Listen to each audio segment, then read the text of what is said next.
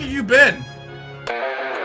Welcome to WrestleMania the podcast. I'm Dylan Shields. We talk Raw, SmackDown, wrestling news, and some fun top lists. With that being said, ring the bell.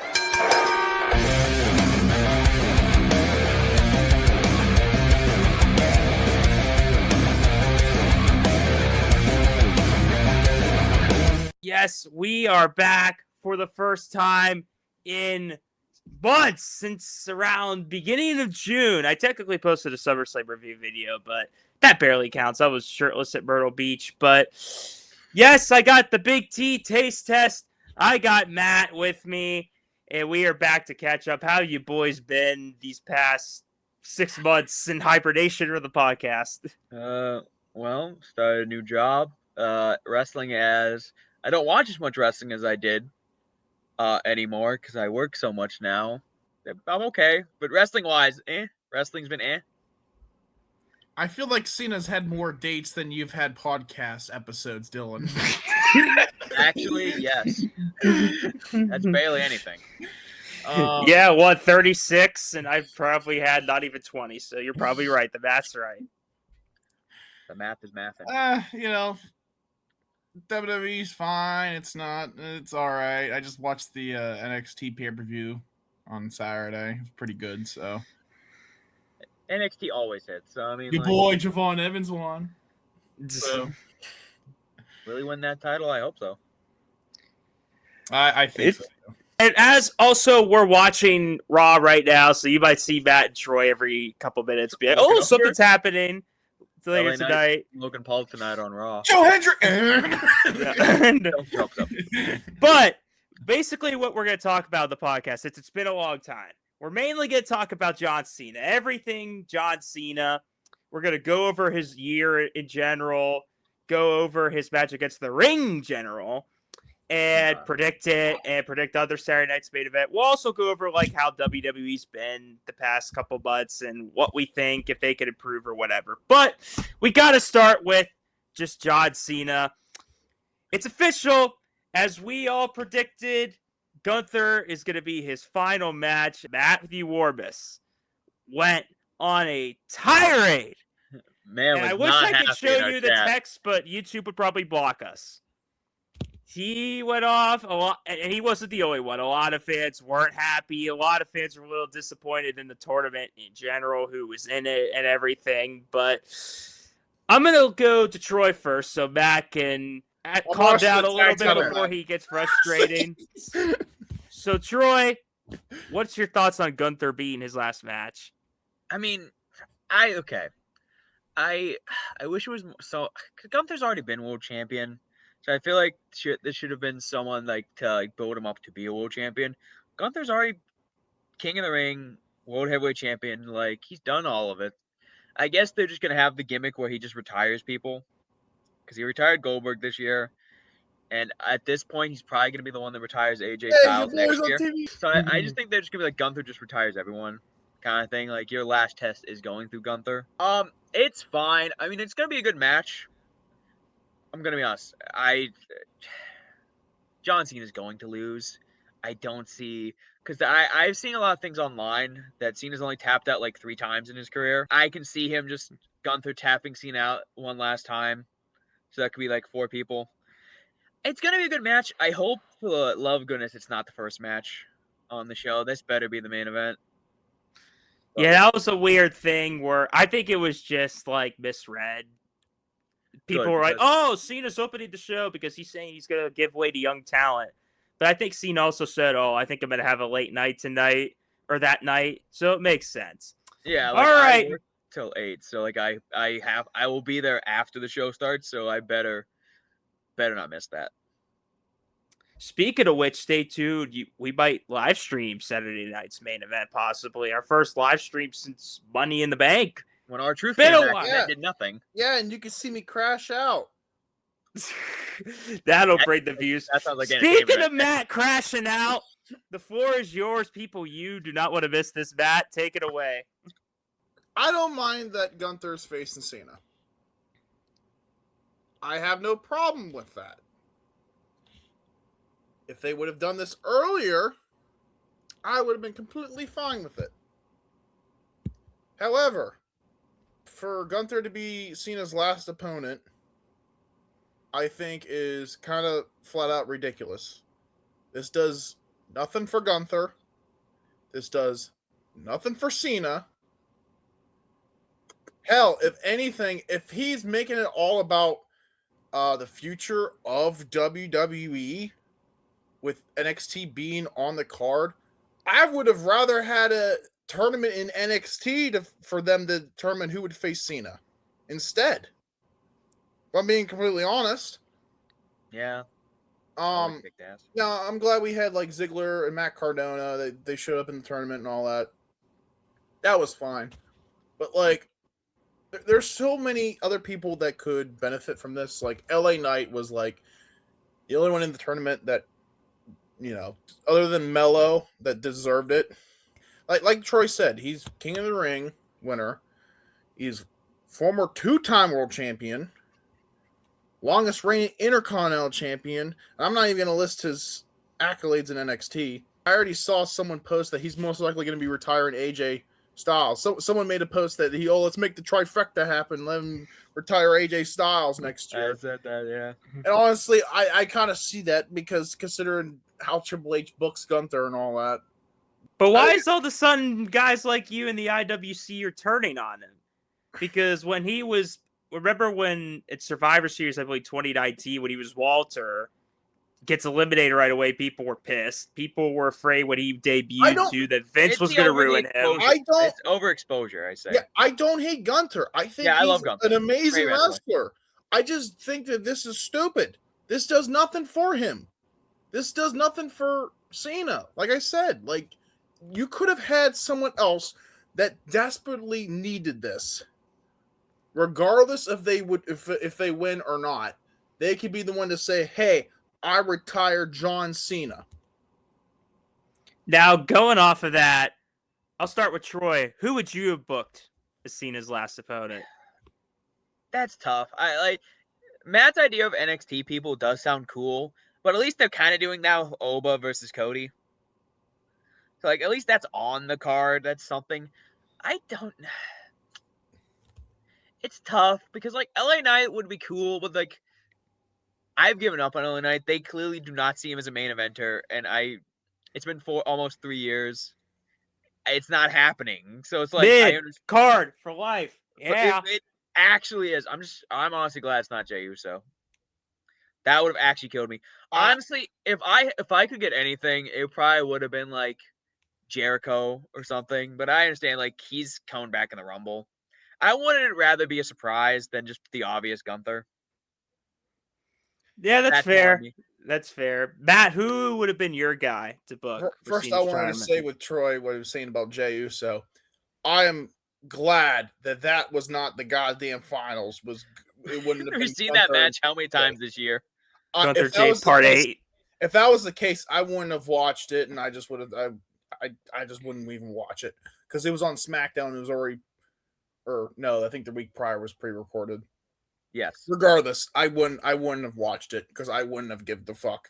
If we were saying like for NXT, like how I said, if considering Cena said he wants the future to represent, I would have either booked Oba or Trick Williams. I was gonna put my money. You'd say Hendry. Or Joe I put my money that you would say Hendry. Yes. Well, here's the thing. At the time when there were rumors of that, I think that was before Joe Hendry was officially signed with WWE. Yeah. So I think he only signed with NXT like 3 weeks ago, I think. Roughly, yeah, that or 2 weeks ago. So the tournament was already like announced like I want to say 2 to 3 weeks prior or something like that. So, but yeah, I would have had Joe Hendry too. I feel like he could have passed the torch to Joe Hendry, upon that. Hell, if you really want to, you could have had a thing with Miles Bourne. He's like deemed like the new Randy Orton. Randy Orton? Jr. Yeah. And Cena could have looked at him and be like, "You remind me of someone," like, But I mean, hell, I would have even preferred, like, if it was someone on Raw or SmackDown that was like underutilized, like I said, Carmelo Hayes, I feel like he desperately needs it. I feel like LA Knight desperately needs it, especially when fans have been wanting him to be pushed for years now. And that's what pisses me off. That Gunther one was that, like, you knew fans wanted LA Knight. And I guarantee you, I am pretty sure Cena would have wanted to face LA Knight. And looking back at it too, it would have made sense, because you could have put in that story of, if you remember, me and Troy were there, Payback, when Cena was the referee and he raised LA Knight's hand when he won and all, and they had a little conversation on the stage. That could have been like, they could have brought that back up, and like for LA Knight to be the one to retire Cena. Nope. In my opinion, if you see my caption, if you're not watching on the video, I'm saying stop hating on Gunther. In reality, I completely get why people are upset, because Gunther's well established, like you said, multi-time world champion and everything. I also think, I understand we need to build up young guys, but I do think someone has to kind of be at a decent status worthy of being Cena's last opponent. You don't want it just being anybody. Like, no disrespect to Carmelo, and it's not his fault or some of these young guys that you mentioned's faults. It's on kind of their booking, but they really haven't been booked to really be worthy of being Cena's last match, while someone like Gunther definitely has. And I've texted this to a lot of group chats of how I would have just booked this. And it's probably not going to be people's favorite thing either, but I was all in for the Jay push too. And I love that Jay won the title and everything. He's with the Bloodline for 4 years. I think people tend to forget that. But hindsight 2020, I would have had Cena versus Gunther for the title at WrestleMania. I would have done that. That was heavily rumored back then, rather than Cena going for Cody and turning heel. Now that we know the heel run, how that went, maybe have Cena go after Gunther instead. He wins the world title. I'd have Punk beat Cena at SummerSlam. You could do the whole Seth stuff, and who knows where the world title goes from there. And that way, we don't get any Cena-Cody matches yet, and Cody's his last match. Now, I know Cody's another one that's like, he's established, he doesn't need it, but unlike Gunther, Cody's the guy, and Cena was the guy, and it makes sense. He's the new Cena. And then they could have had their SummerSlam-like match, which was amazing, for Cena's last match. And that would have been a great way to go out. That's how I would have done it. I know not everyone would prefer that, but I'd have it be Cody. I can understand that, and I prefer that, even though Cody wouldn't really need it. But I can understand in that sense of the passing of the torch, considering Cody is currently the guy now in the company. So that way, like, even though he doesn't desperately need it, I agree that'd be way better than having Gunther be the last opponent. Yeah. Now, I will say, I think the match will be good. Gunther could make a good match out of anyone, face versus heel too. I think it'll work. I think it'll be a good dynamic. Will it be as good as the AJ and Cody matches? Who knows? It'll be kind of a stretch for that. About that. Like I said, I've seen it will tap out. So, I mean, like... I think it's going to be a burial. Yeah. Like Brock Lesnar, that's gonna level? I think Brock Lesnar WrestlePalooza level. Yep. It's going to be like that. It's going to be Brock levels of and my big problem with that I will say is, looking back, they never should have done the Brock squash thing again. Because if Gunther squashes Cena and we would have never had that Brock thing, that would have been like, oh shit, we haven't seen Cena getting beaten like this since Brock at SummerSlam 2014. Like, oh shit, Gunther's like the biggest heel now. Now that we already had Brock kick his ass how many months ago, now it really doesn't mean anything if Gunther squashes him, because Brock did it. Yeah.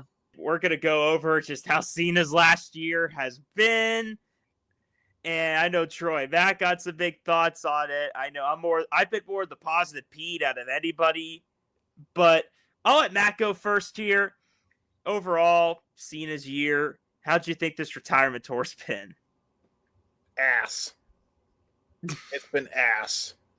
Now, I saw something on social media, and I don't know if you guys saw it or not, but I pretty much found out that Cena had asked like Triple H and all that he could work the whole year, like 200 some days.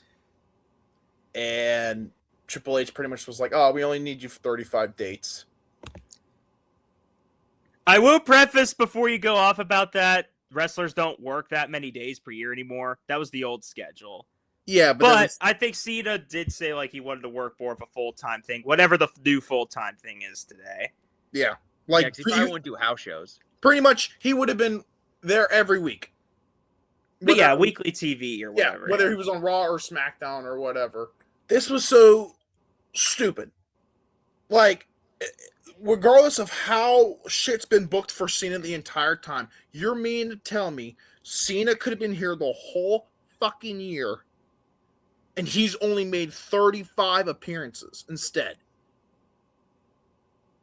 When he could have faced Sheamus, Rey Mysterio, he could have faced The Miz so that way he wouldn't be fucking bullshitting on social media and being so goddamn pissed off that he's not a part of it. You could have actually had him face Carmelo Hayes. You could have had him face LA Knight. He could have faced Gunther earlier in the year. You know, he could have went down to NXT. I think that if they would have done what they did with the heel run, I would have had Cena go down to NXT. Have him win the NXT championship. A title he never held, but have him hold that title hostage. Win all the belts. Yeah, have him hold the hostage and be like, we're going screw the future. Yeah, stuff like that. And then finally put someone over in NXT that could, like, really need it. Nope. You could have. They brought back Mike Cardona and Nick Nemeth for the goddamn tournament. They could have actually faced Cena. But no. Like, to me, it's just, you know, and then, yeah, you had all the booking that did happen, and it was all stupid bullshit. You know, the only thing good that happened was that he actually won the Intercontinental title. That was probably, I think, the one of the biggest highlights of the year.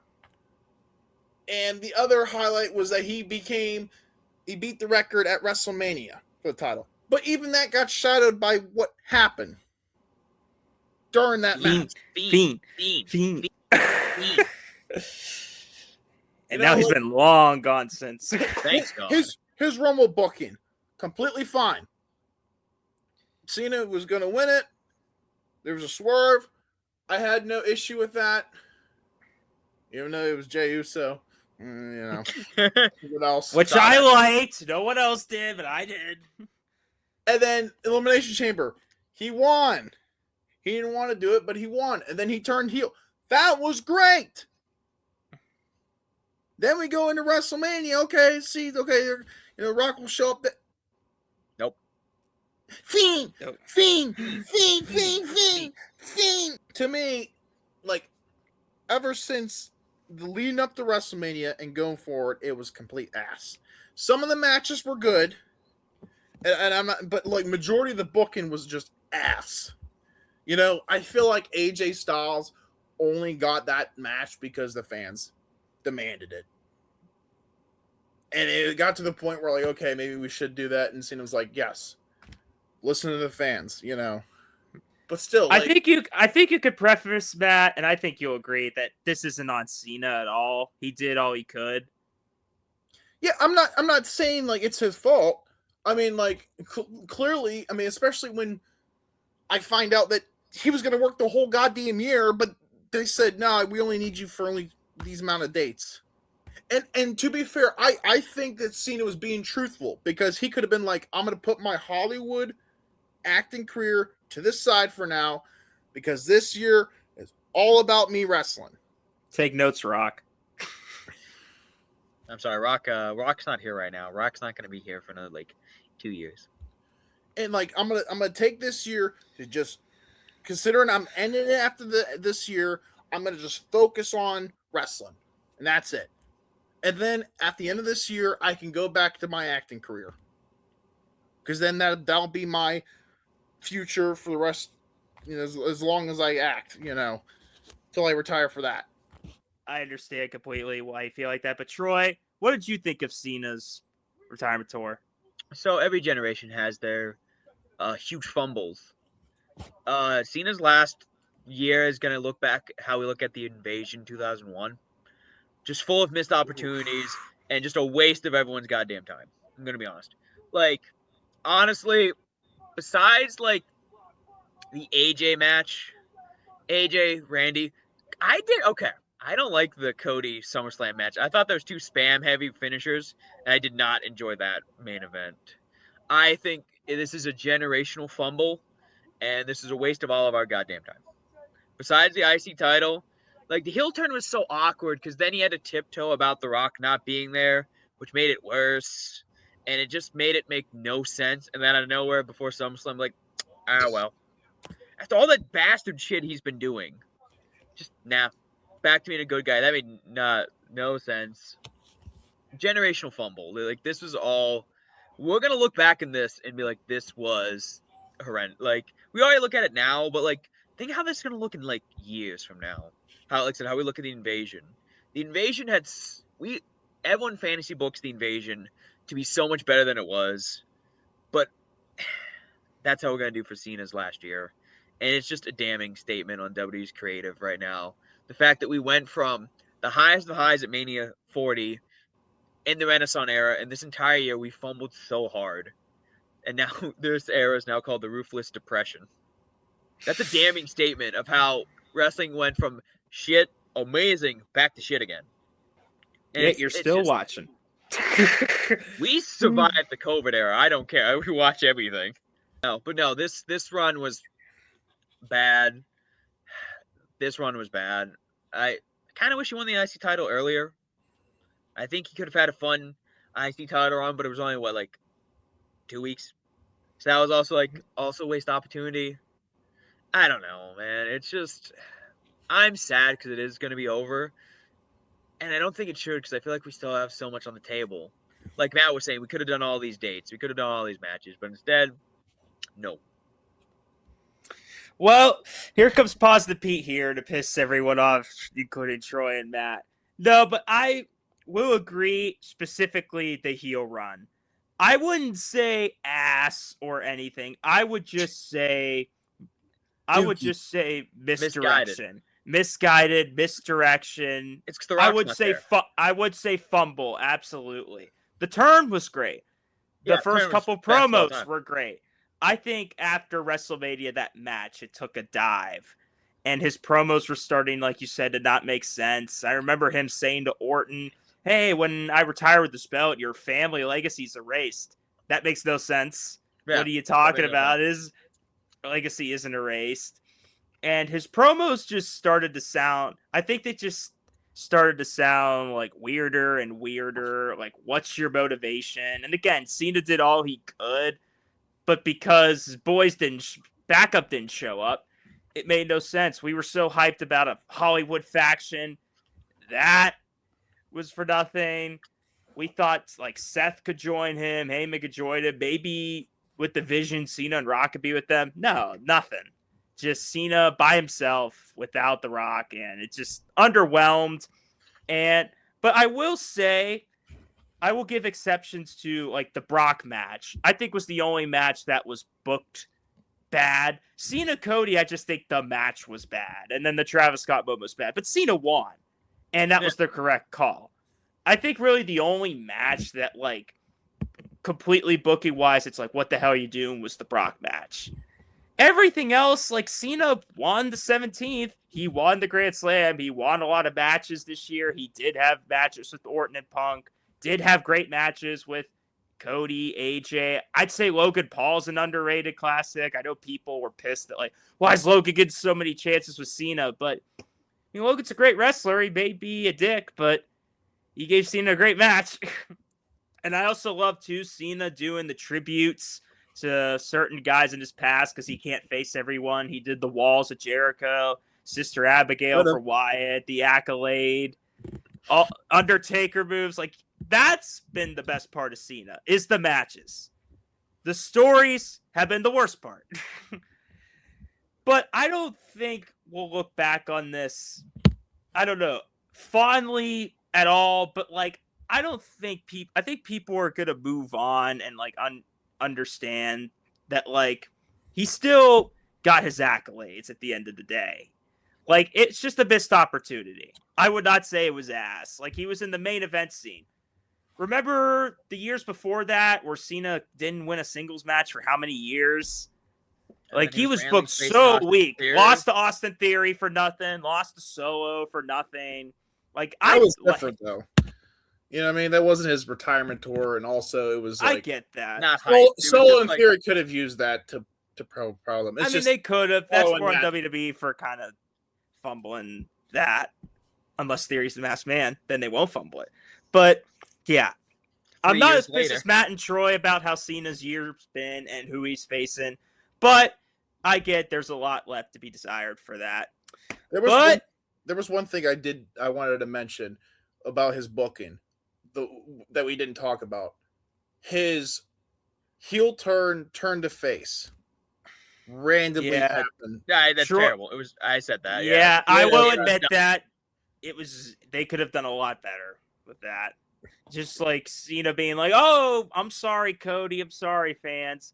Like you could have waited till SummerSlam. Rock left me. Travis left me. I'm a good guy now.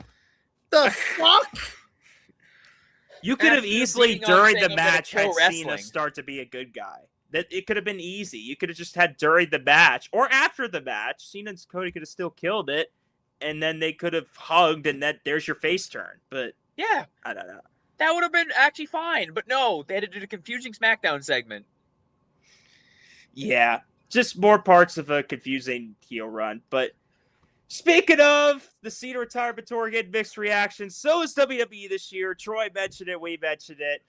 Boy, what a drop off. And maybe that's kind of maybe there's kind of a reason why we dipped from the podcast for a couple of months, besides the fact I got a football one. But when we were doing this podcast, it was the height of heights in 2024. WrestleMania 40, Cody finishing the story, Punk Drew feud. Solo main event SummerSlam. Besides that, though, what a year. What a year. Matt and Troy went to 2 Big 4 pay-per-views. I went to one of them. What a year. This year, not as good. Not as good. Troy, I'll start with you. The state of WWE 2025. What's happened to it, and do you think they'll improve next year? I hope. Okay. Starting off, I feel like titles don't mean like last year. Like it felt like titles mean more. The women's world titles mean barely anything anymore. I feel like the actual like highest women's title was the IC title, and then Maxine Dupree won it, and now it means nothing because she's not been on Raw. I don't know. I just feel like women's titles don't like at this point. The tag titles are more important because they're actually trying to book the women's tag titles for once, which is weird. They've never done this in like the 10 years, like almost a decade we've had this goddamn stupid belt. We've also had pointless returns that have not done anything. Like R-Truth returned and he had an awesome segment at Money in the Bank and then did nothing. Rusev is barely. I mean, he's still in like the mid card range, so at least he's doing something. Aleister Black is also doing something. I feel like just a lot of people aren't doing a whole. Like Cody's title run now as WWE champion is not doing anything. Besides Drew, he's already faced, and now it's kind of like, all right, I don't have anything for Saturday night's main event. Here's an NXT guy, which is gonna be a great match, but it's also like there's barely any story with him. Like the only title that does feel like big is the World Heavyweight title. That at least feels like important anymore. After Cena lost the WWE title to Cody, it's been nothing. The Raw tag titles are starting to pick up speed. Well, the SmackDown titles are now declining. Why can't we have both of them be on a good wave? Last year, the tag titles were awesome. Raw was shit. Now Raw's being awesome and SmackDown shit. The mid-card belts, I mean, I personally, Dom's more fun for me as a character than a wrestler, so I don't care for him as IC champion. I'd rather have someone that's a better wrestler than he is. He's an amazing heel, awesome promo, like great character. Just actually, his matches aren't that amazing. At least I guess the US title is just open challenge, which is fine, as that's something different. But then, like I said, the women's IC title has been booked really well with Becky, and now Maxine's not on TV. Hopefully, she gets back on TV and does. She was something. On. She had a promo last week. Them to actually be on the show. She was like training with Natty, and then Stephanie had a promo last week and did. Ivy Nile's supposed to face Maxine twice. Oh, great. Oh, that's going to be such a great match. I don't know. I'm just kind of. Well, they're trying to put Maxine over. So actually, I know. speaking of which, did you see the poster for the Rumble? Maxine's No. on it. Who's on it? Maxine's on the poster for Royal Rumble.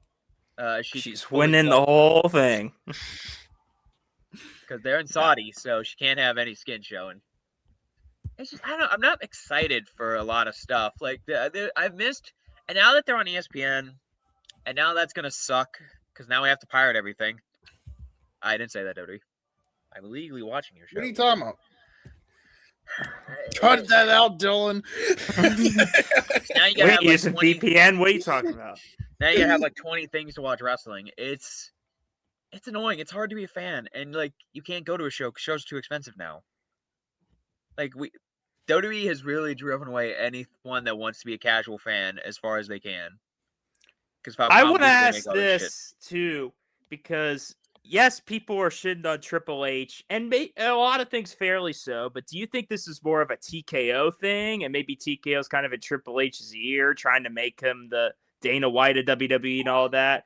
Do you give Triple H still most of the blame, or do you think it's TKO in general that's just I say half making the product worse? Because, like, Triple H's NXT had great moments, but there was also shit in NXT that people tried to snuff under the rug.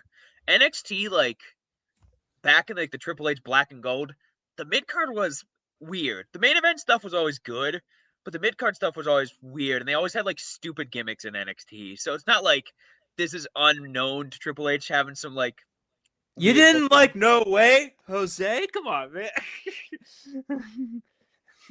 I can't believe that's what I can't believe that's what I remember of all things. Out of all NXT gimmicks, all dumbass gimmicks that they had in NXT, because like I said, they had some real. Oh my god! And when Solomon Crow, who was a hacker and stuff like that, just all terrible, man. It's so like Triple H does do that a lot. I will say, it's just he's got his good and bad moments. It's just now like he's not hitting as hard. I think it is probably a little TKO. TKO mainly for like how the show is being presented and prices and everything. Triple H don't control that, so I don't blame him for that. But yeah, no, booking wise, he's always had his ups and downs. He just because even like last year, there was still stuff I didn't like about last year, but it's the good outweighed the bad last year. Well, this year more bad outweighs a lot of the good this year. Yeah, I completely get that. Like, TV can feel repetitive at times. I don't know how many times I have to see the Vision and the Usos fight over the fall. SmackDown, the roster's so thin because Netflix wants everybody there. So, like, there's no, like you said with the titles, there's no real threat for Cody besides Drew. Like, it feels like they need to bring, like, a Brock over just to make Cody's reign feel threatening. Because, yeah, like you said, his second reign doesn't feel as special as his first. The world title does feel big because they have a big-time star with it. When guys like Jay had it, even when Gunther had it, it didn't feel like a big deal. But when you got a big star like Punk, of course, it's going to feel like a big deal. I think the mid-card belts have been the best part of WWE, to be honest. Both men's and women's, for the most part. I think Ilya's been killing it with the challenges. Sammy was doing good with it. I understand, Dominic, you don't look forward to many matches, but like you said, great character. He's so good character. as a heel. He's getting cheered now.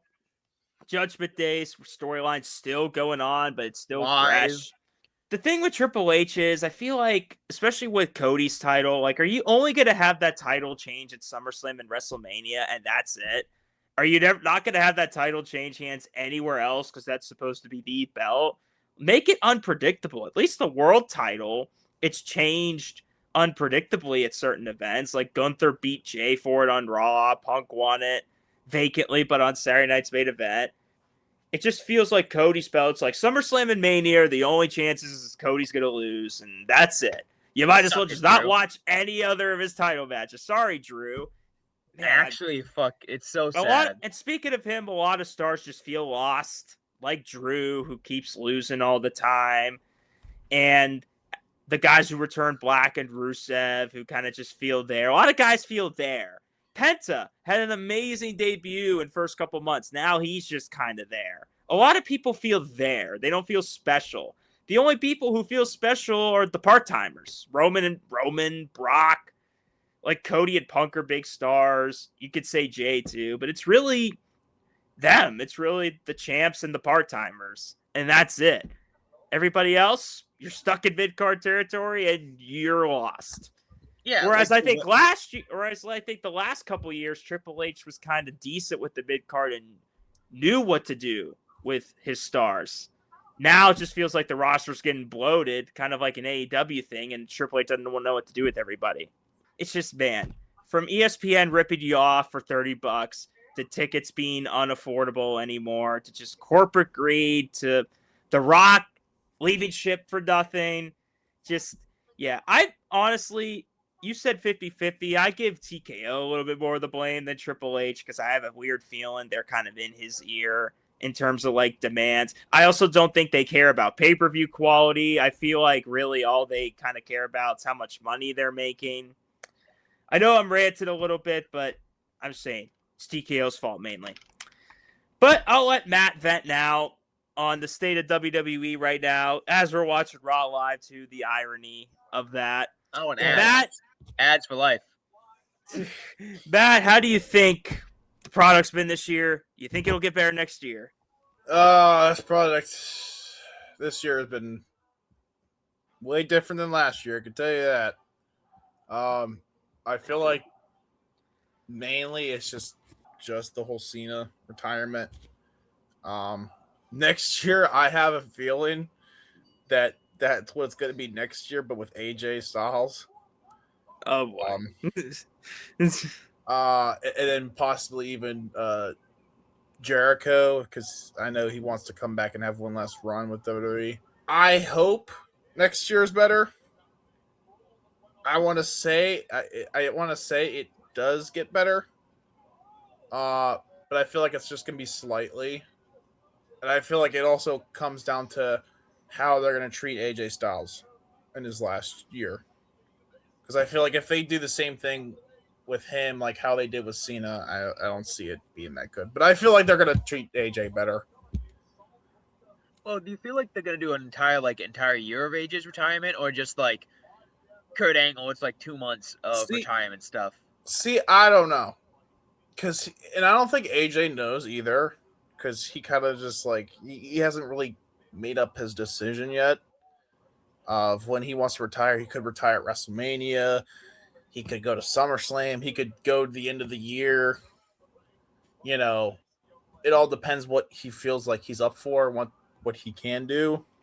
I want to say he goes through the whole year. I don't think it's just going to be till WrestleMania. I think the only one that knows right now is AJ. And I don't even think he knows right now how long he wants to go. I do have a thing I would like to see. And I don't know if they'll do this. I wonder if they're going to have, if AJ will have Chris Jericho as his last opponent. Considering that was his first opponent in WWE. Yeah. Yeah. That nice bookend. That would be nice. I have a feeling Jericho's is going to be a little similar to Cena's, where Styles, it's going to be more just like dream matches, maybe go for titles, but nothing. He's not going to like announce like a Cena thing. Yeah. Like, I think if anybody, it'll be Jericho that might have more of the Cena type of retirement. Yeah. Well, here's the thing. I feel like if AJ retires by facing Jericho, Jericho could open up about that and be like, Cena's retired. Goldberg had his last match. Fuck Goldberg. Now AJ Styles is retiring, and now I'm wondering if I should do the same. You know, have him bring that up at that point, you know, to where, like, I don't know how long I have left in the tank. I feel like that they could do that to where, like, AJ retires and we have the whole doubt of Jericho. The doubt of Jericho. I mean, you could also. I don't know what to do, man. Like, both of them retire at the same time, so it really depends who's the better man by winning the AJ versus Jericho match. Because they both could have. Y2 AJ, bring it back. Yeah. The tag title reign they should have had.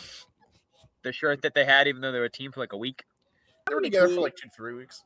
Listen, like, I love Jericho. not that great at wrestling anymore. He's a little too old. Have you seen his last stuff in AEW before he vanished? He was not great. So honestly, my entire goal for Jericho when he comes back, Rumble, Hall of Fame. That's kind of all I want him to do.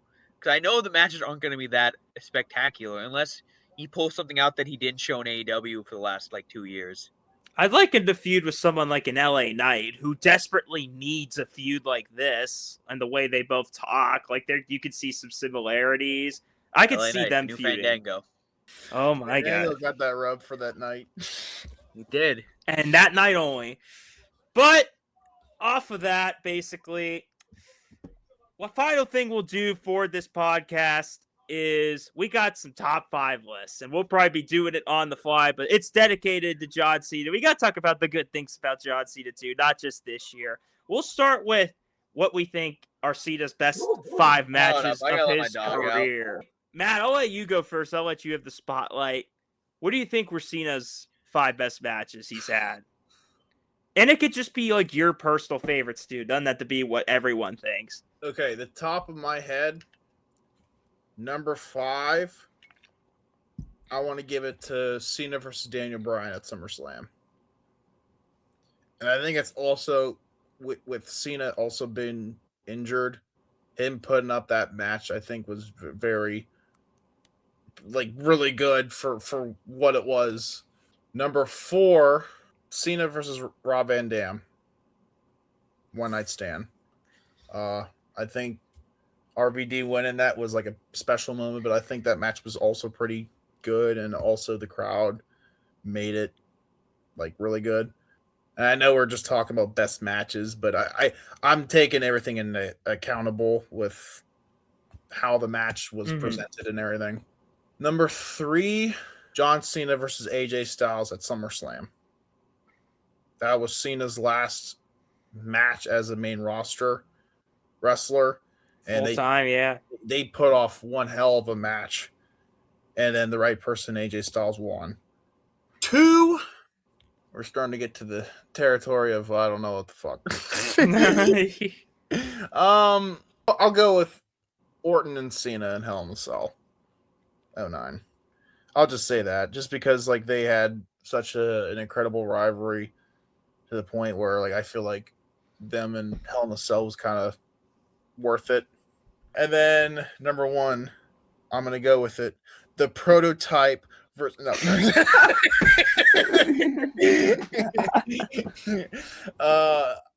I'm gonna go with this match, not just because of wrestling abilities, but because of the crowd, because of the storytelling leading into it and everything. I'm gonna go with John Cena versus CM Punk at Money in the Bank 2011. I think, to me personally, I think that's my most memorable CM Punk match, let alone John Cena match. And there was a lot of high stakes, just like the crowd with RVD, but I feel like he was even more anti-Cena. And for Punk to win the title, for Vince to be and then Punk kissing the title, blowing a kiss, and them saying that he's no longer working here. I think that was well done. So that's my list. I like it. Interesting. I'll go with my top 5. At number 5, it's one of them from this year. Troy, you're gonna disagree. It's the Cody match at SummerSlam. AJ at Crown Jewel was a close second, but I just think just because of how much we didn't expect this to be good is what made it that much better. Just the spots that were happening, all the kickouts, the crowd was going nuts. We didn't expect this type of performance out of Cena.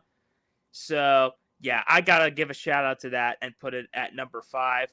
At number 4, I'm going to put once in a lifetime, should have been Cena versus Rock 1. It was a good match.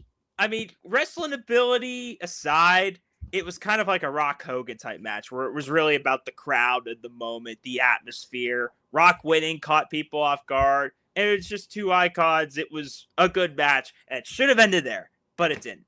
At number 3, I'm going to go with Cena versus Edge at Unforgiven in the TLC match. I don't have any Yes, Cena. I don't have any Cena Orton matches on here because let's face it, their matches were okay at best. But Cena and Edge had a lot of bangers, but this one was his best one. Edge going through 2 tables, just some of the spots in this match. I think Cena's dad and Edge's mom were sitting next to each other. I think it was said in like one of the documentaries. Just a great moment for both of them in Edge's hometown too. At number 2, it's kind of like it's an AJ Styles match. It's like, which one do I think was the best of the 3 they did? And I'm going to go with the Rumble where Cena gets 16. I think that was their best match. And I think an interesting fact about that one is they never left the ring, which is rare in wrestling nowadays. And Cena Styles never left the ring and still put on a classic. They are just wrestling soulmates. At number 1, I'm going to agree with Matt. Cena Punk, Money in the Bank. It's clearly Cena's best match of his career. Just because, again, the atmosphere, how big the stakes were, how much of an upset it was that Punk won. Vince's shocked face with his weird suit and his spray-ass tan. Everything was great about that. The terrible ass tan. I want to give an honorable mention to John Cena versus John Laurinaitis. If I want to give an actual honorable mention, I'll give 2 that were kind of underrated classics. I go with the I Quit match with JBL, and then I would go with the Umaga match at the Royal Rumble. Both bloody, just gruesome matches, but underrated Cena matches. Well, considering I didn't list that, I would have put the Unforgiven Cena versus Edge as an honorable mention. I didn't even think about that. All right, Troy, top 5. Top 5. Number 5. I'm going to also go with Mania 28 against The Rock. That was my first WrestleMania that has a lot of sway in my heart because that was the first big wrestling pay-per-view I ever watched. And surprise, surprise, I'm still here. So clearly that had an effect on you, boy. So 5 is that match because that just meant a lot to me as a wrestling fan. 4 would probably be the Unforgiving TLC match with Edge. That was just incredible. 3 would probably be the Royal Rumble match with AJ Styles. That is the best one I think that they had. My second match is the Umaga match at Royal Rumble. Wow. That one, when he chokes him out, that's just incredible. Man, Umaga was such a talent. And both of them had just great chemistry. If only they could have wrestled more. Honorable mention that no one's mentioned yet is, I forget which pay-per-view. It's the first Kevin Owens versus Cena match. Oh. Kevin Owens won. I think that was Battleground. Was that Battlegrounds? And like everyone's like, because he was NXT champion, he stepped on the US title, and then he beats John Cena. Like, that was incredible. Like, man, that put Kevin on the map. Wish they did more with him, but hopefully he can come back from injury and do more. But my number 1 would have to be, I'm gonna have to agree with everyone else. 2011. I mean, of course. There's no chance you can pick. I would argue that's probably also CM Punk's best match. Like, I could argue that is Punk's best match. Yeah. It's up there. It's that or the dog collar match with MJF. Those are Punk's 2 best matches. Taker at WrestleMania 2. I'd put that up there. Ooh, 29. 29 is also great. But yeah, no, just everything about that match. The only downside, I know it's not a fault of that match, is how they booked it afterwards where Punk just came back. They should have had that hold out for a little bit. But hey, at the moment, that was incredible. Like I said, Vince with his horrendous tan, John Laurinaitis getting the shit talked, and the scene was like, don't stop this. All incredible. Colt Cabana in the front row before they hated each other. Oof. You know, he shares a bank account with his mother. All great stuff. All fantastic stuff. I'll give 2 more honorable mentions. They were both TV matches just because I feel like they have to be acknowledged. The Punk match on Raw where the winner faced The Rock at WrestleMania. With that might have been, that might have been quality-wise their best match. It's just the Money in the Bank one was the better story, but that one was a good match. And then Shawn Michaels on Raw at London in like 2007.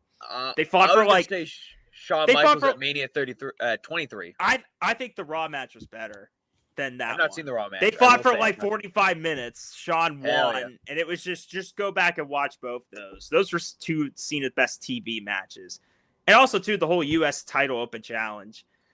Guys, Cena can wrestle. That's the moral of the story. Stop chanting he can't. Man, My it took years. My other honorable mention was when Cena was the referee for when me Troy went at Payback. All right, because I actually got to see Cena. No, but I will say, I'm trying to think. What was that match? It was I forget what pay-per-view. It was multi-time match. It was Cena, Orton, Edge. Oh, Shawn Michaels. At Backlash. Yeah. That was amazing, and it had an amazing finish. That sounds great. I've not where seen Cena that. wins when he gets kicked and falls on Orton. That was so good. And then the other one I would put would be Cena and Shawn Michaels at WrestleMania. Or Jericho, Christian Cage, and Cena triple threat at I think Vengeance 05. Oh, it was right before that's Jericho kind of a left. forgotten one. That one was underrated. Really was underrated. Moral of the story: Cena's got a lot of good matches. What about Prototype versus Brock Lesnar, OVW? On that note, that's going to do it here for WrestleMania at the podcast. Like I said, stay in tune because we most likely will be doing a live stream of the final pay-per-view. Thank you, Matt and Big T Taste Test, obviously, for joining me. But for Dylan, Troy, and Matt, say goodbye, Cena. We wish your last year would have been better. We'll see you guys. And Matt, you know what? You want to know where I've been? I've been getting ready for this episode, motherfucker.